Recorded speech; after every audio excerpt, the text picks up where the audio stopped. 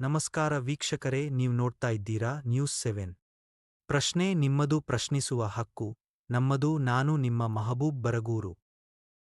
ಆಚರಣೆನ ಎರಡೂ ತರಗತಿಯವರು ಮಾಡೋಣ ಅಂತ ಆಗಿನ ಸಂದರ್ಭದಲ್ಲಿ ಶಾಲೆ ಇದಿರಲಿಲ್ಲ. ಸೇರಿಸಿದ್ರು ಗುಪ್ತಸ್ಥರು ಅದ್ಭುತವಾದಂತಹ ಸ್ವತಂತ್ರ ದಿನಾಚರಣೆನ ಆಚರಣೆ ಮಾಡಿದ್ರು. ಸಂತೋಷ ವಿಚಾರ. ಮುಂಚೆ ಇದ್ದಂತ ಖೋಖೋ ಕ್ರೀಡೆ ಕಾಣ್ಬೇಕಾದ್ರೆ ಉಗ್ರಪ್ಪ ಮಾಸ್ಟರ್ ಇದ್ರು ಫಸ್ಟ್. ಅಲ್ಲಿದ್ದ ನಮ್ಗೆ 98 1984 ಉಗ್ರಪ್ಪ ಮಾಸ್ಟರ್ ಇದ್ದ, ಅಲ್ಲಿದ್ದ ಕ್ರೀಡೆ ಹುಟ್ಟಿದ್ದು. ಅವ್ರನ್ನ ಮಾಡ್ತಿದೀವಿ, ಮಾತಾಡ್ಬೇಕಾಯ್ತು ಅವ್ರನ್ನ. ಅವ್ರ ಮಗ ಅಂತ ಮಂಜುನಾಥ್ ಅವ್ರಿಗೆ ಹೇಳಿದ್ವಿ, ಬಂದಿಲ್ಲ ಆಗ ಅಂತ. ಆಮೇಲೆ ಉಮಾದೇವಿ ಟೀಚರ್ ಇದ್ರು. ಅವರಾದ್ಮೇಲೆ ನಮ್ಮ ನಾಜ್ ಗುಪ್ತಾ ಸರ್ ಅವ್ರು ಬಂದ್ರು.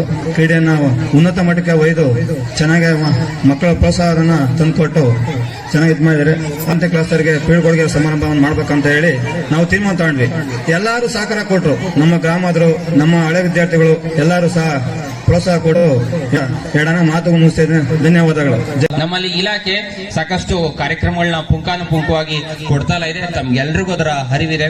ನಾವು ಅಕ್ಷರ ದಾಸೋಹದಿಂದ ಹಿಡಿದು ಕ್ಷೀರ ಭಾಗ್ಯದಿಂದ ಹಿಡಿದು ಶೂ ಸಾಕ್ಸ್ ಭಾಗ್ಯದಿಂದ ಹಿಡಿದು ಪ್ರತಿಯೊಂದು ಸಹ ನಮ್ಮ ವಿದ್ಯಾರ್ಥಿಗಳಿಗೆ ಇಲಾಖೆ ಮತ್ತು ಸರ್ಕಾರದ ಎಲ್ಲ ಗುಣಮಟ್ಟದ ಕಾರ್ಯಕ್ರಮಗಳನ್ನ ಚಾಚು ತಪ್ಪದೆ ನಾವು ಪಾಲಿಸ್ಕೊಂಡು ಬರ್ತಾ ಇದ್ದೀವಿ. ಶಾಲೆಗಳಲ್ಲಿ ಅನುಷ್ಠಾನ ಆಗ್ತಾ ಇದೆ. ನಾನು ಸಹ CRP ಬಂದ ನಂತರ ನಮ್ಮ ಗುಪ್ತಾ ಸರ್ ಅವರು ಒಬ್ಬರೇ ಇದ್ದಿದ್ದು ಈ ಶಾಲೆಯಲ್ಲಿ. 2021 ಮೇಗೆ ಅವರು ರಿಟೈರ್ಡ್ ಅನ್ನ ಹೊಂದಿದ್ರು. ಅದಾದ ನಂತರ ನಾನು ಸುಮಾರು ಎರಡು ವರ್ಷಗಳ ಕಾಲ ಈ ಒಂದು ಶಾಲೆಯ ಪ್ರಭಾರಿಯನ್ನ ಹೊಂದಿದ್ದೆ.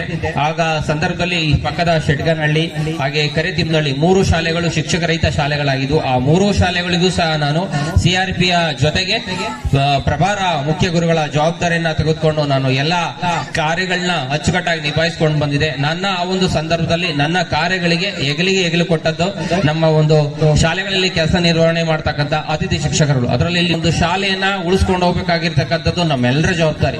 ಶಾಲೆನ ತರೋದು ಅಷ್ಟು ಈಸಿ ಅಲ್ಲ.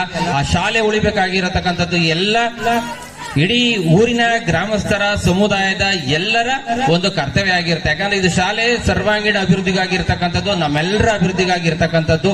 ಇದನ್ನ ಉಳಿಸಿ ಬೆಳೆಸಿ ತೆಗೆದುಕೊಂಡು ಹೋಗ್ತಕ್ಕಂಥದ್ದು ನಮ್ಮೆಲ್ಲರ ಆದ್ಯ ಕರ್ತವ್ಯ. ಕೇವಲ ಶಾಲೆ ಅಂದ್ರೆ ಬಿಡು ಯಾರ್ದೋ ಅನ್ನೋದು ಅಲ್ಲ. ಇದು ಸಾರ್ವಜನಿಕರ ಆಸ್ತಿ, ನಮ್ಮೆಲ್ಲಾ ಮಕ್ಕಳ ಒಂದು ಸರ್ವಾಂಗೀಣ ಅಭಿವೃದ್ಧಿಗಾಗಿ ಇರ್ತಕ್ಕಂಥದ್ದು. ಹಾಗಾಗಿ ಈ ಒಂದು ಶಾಲೆಗೆ ತಾವೆಲ್ಲರೂ ಅದ್ಭುತವಾದಂತಹ ಸಹಕಾರ ಕೊಡಬೇಕು. ಈಗಾಗಲೇ ನಾನು 2 ವರ್ಷಗಳ ಪ್ರಭಾರಿಯಲ್ಲಿದ್ದ ಸಂದರ್ಭದಲ್ಲೂ ಸಹ ಇಲ್ಲಿದ್ದಂತಹ ಎಷ್ಟೋ ಹಳೆ ವಿದ್ಯಾರ್ಥಿಗಳು, ನಮ್ಮ SDMC ಸದಸ್ಯರುಗಳು